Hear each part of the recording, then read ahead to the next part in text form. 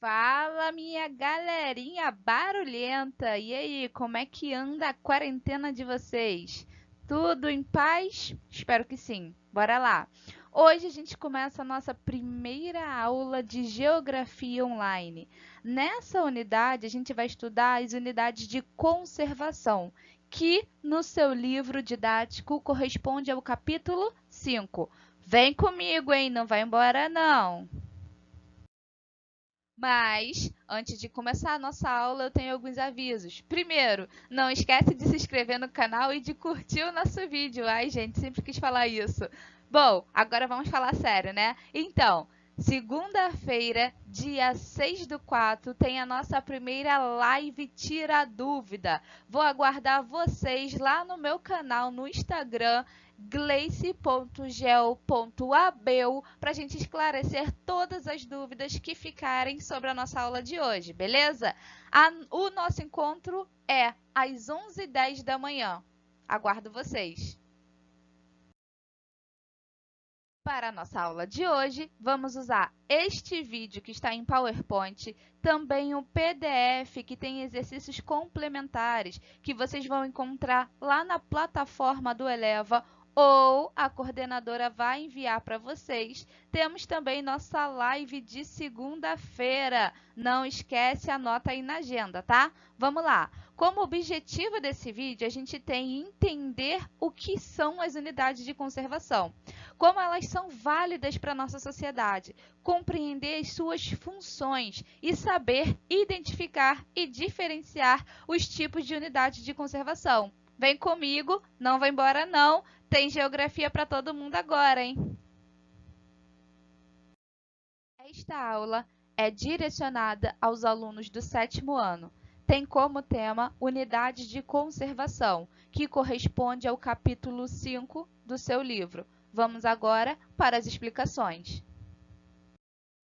As unidades de conservação ambiental são áreas de proteção ambiental feitas através de leis do governo federal, municipal ou estadual. Essas áreas são divididas em dois grandes grupos, o da Unidade de Proteção Integral e da Unidade de Uso Sustentável. Ambas são gerenciadas pelo governo federal através do Sistema Nacional de Unidade de Conservação da Natureza. As unidades de conservação são responsáveis por assegurar que as populações tradicionais tenham o uso sustentável do solo e dos seus recursos, ou seja, as unidades de conservação são feitas para que as populações tradicionais consigam entender a importância do termo sustentabilidade, ou seja, usar os recursos naturais hoje, sem que um dia eles faltem para as gerações futuras. O Sistema Nacional de Unidade de Conservação é responsável por organizar, criar e praticar a gestão nas unidades de conservação. Quando falamos em escala federal, o Instituto Chico Mendes de Conservação Ambiental é responsável pela administração das unidades de conservação. Em escala estadual ou municipal, cada um fica responsável por criar um instituto responsável para a administração das suas unidades de conservação. Um exemplo, no estado do Rio de Janeiro, temos o Instituto Estadual Ambiental, que é o INEA.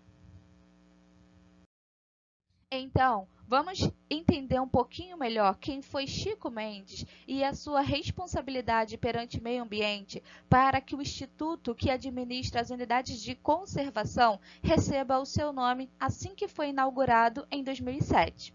Francisco Alves Mendes Filho, ou simplesmente Chico Mendes, foi um seringueiro, sindicalista, ativista político e ambientalista que lutava contra a concentração fundiária no Brasil, contra o desmatamento e as queimadas na floresta amazônica. Sua luta ambientalista ganhou destaque no mundo inteiro. Por isso, pelos ambientalistas, ele era visto como herói e pelos latifundiários, ou seja, os grandes proprietários de terra, ele era visto como um inimigo.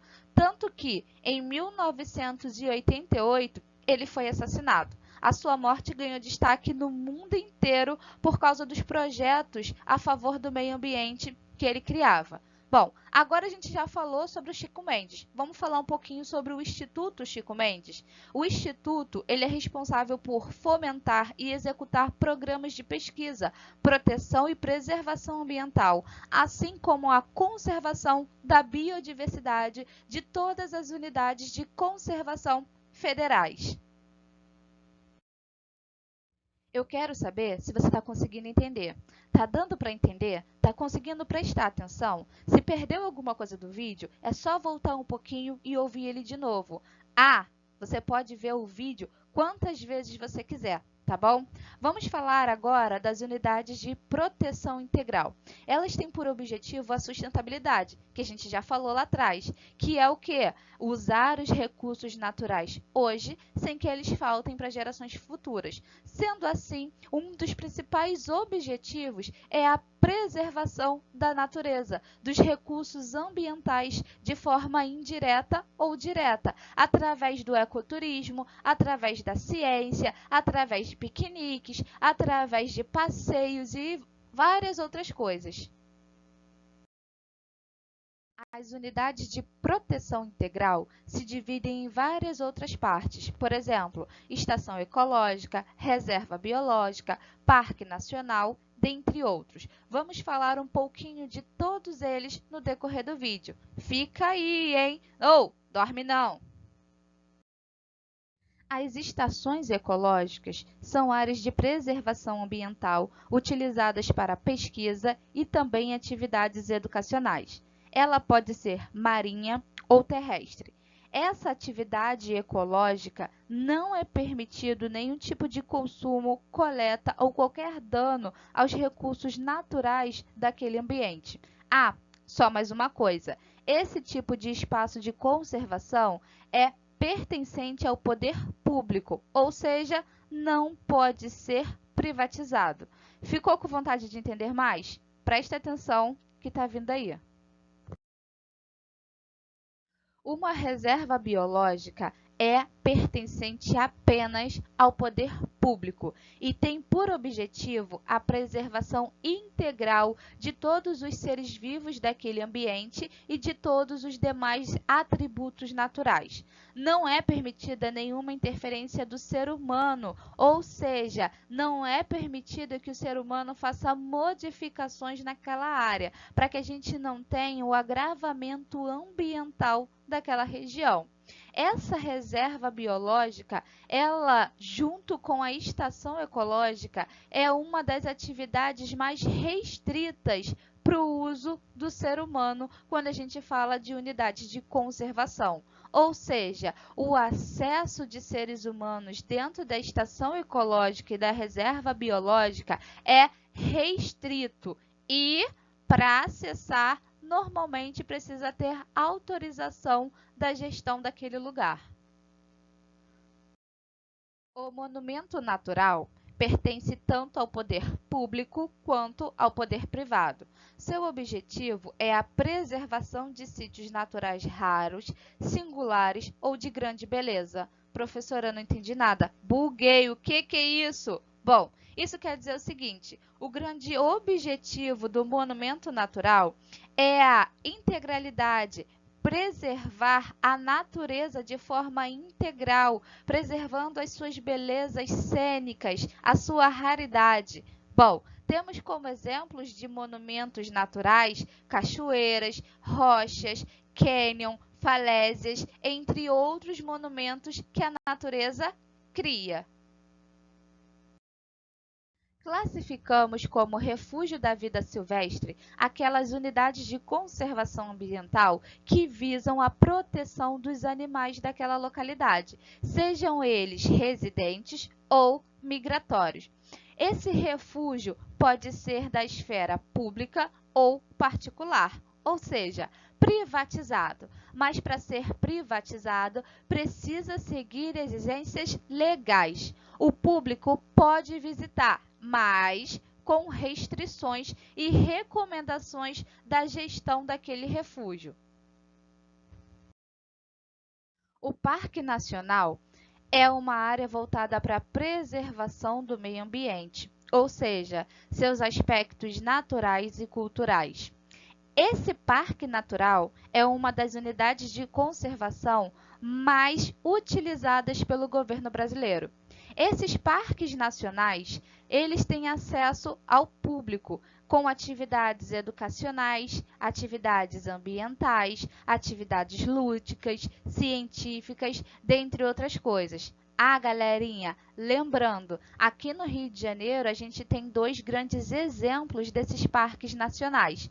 O primeiro, o Parque Nacional da Tijuca, que tem várias atrações lindíssimas. E o segundo, o Parque da Serra dos Órgãos, em Itatiaia. Vale muito a pena conhecer. O segundo grupo das unidades de conservação são as unidades de uso sustentável.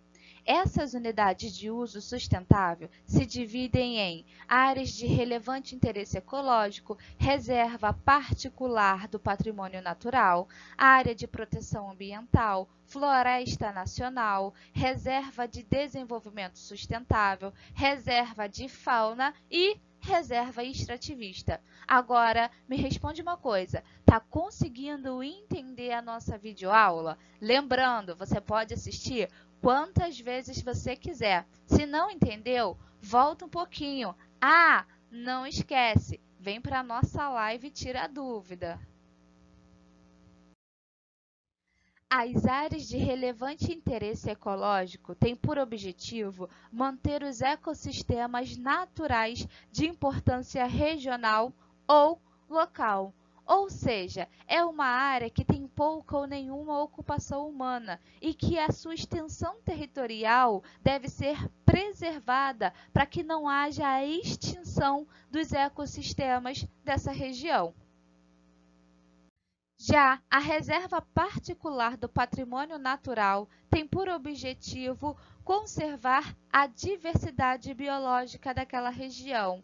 Esta pertence apenas à propriedade privada. Ou seja, eu estou dizendo para vocês que algumas pessoas compram determinada área para manter e preservar a biodiversidade daquela região, para que ela não seja esgotada ou extinta. A área de proteção ambiental são áreas de grandes extensões territoriais e com uma enorme biodiversidade. Essas áreas também possuem uma grande quantidade de população, ou seja, a área ocupada pela humanidade é gigantesca. Por isso, essa área de proteção ambiental tem por objetivo proteger a biodiversidade daquele lugar. Ela procura assegurar e diminuir a ocupação humana, restringir que as pessoas vão morar naquele lugar. Ela também cria meios sustentáveis para essa população. Ou seja, a área de proteção ambiental auxilia quem mora ali a entender a importância da biodiversidade, ou melhor, dos recursos de sustentabilidade.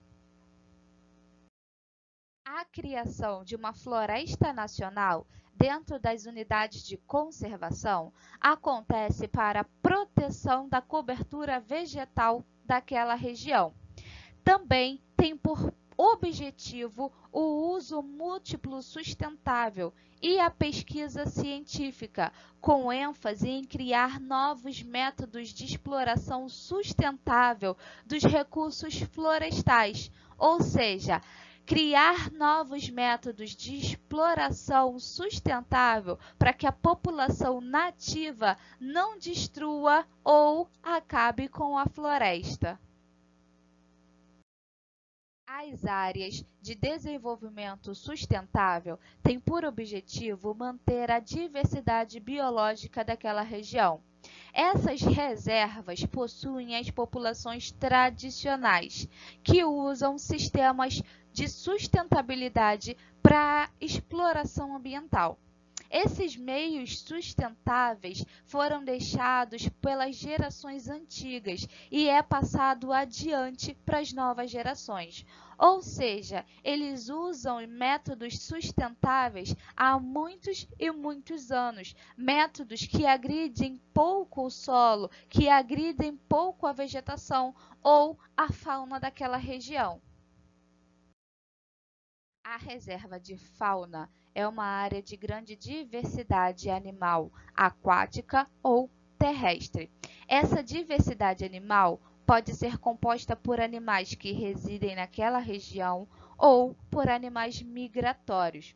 Dentro das reservas de fauna, nós temos um grande estudo técnico-científico sobre o manejo econômico daquele lugar. Ou seja, eu estou dizendo para vocês que há um grande uso de recursos científicos eletrônicos, como internet, telefone, câmeras, para entender como funciona a dinâmica animal dessas regiões. A denominação em reserva extrativista está relacionada à atividade extrativista da população local, que usa essa extração para sua subsistência, ou seja, para sua existência e da sua família. Não explora nada além disso. Tem por objetivo reservar e proteger os meios de vida dessa população, além de assegurar o uso sustentável das áreas, para que não haja a eliminação ou a extinção dessa floresta. Olha, a nossa aula já está quase no fim. Eu quero saber se você realmente entendeu ou ainda está com dúvida. Se estiver com dúvida, para e volta o vídeo mais um pouquinho para tentar entender melhor. Se não entendeu mesmo assim, a gente tem a nossa live Tira a Dúvida. Não esquece. Olha só, a gente já entendeu as unidades de conservação e suas classificações. Agora, a gente vai entender as principais ameaças a essas unidades de conservação.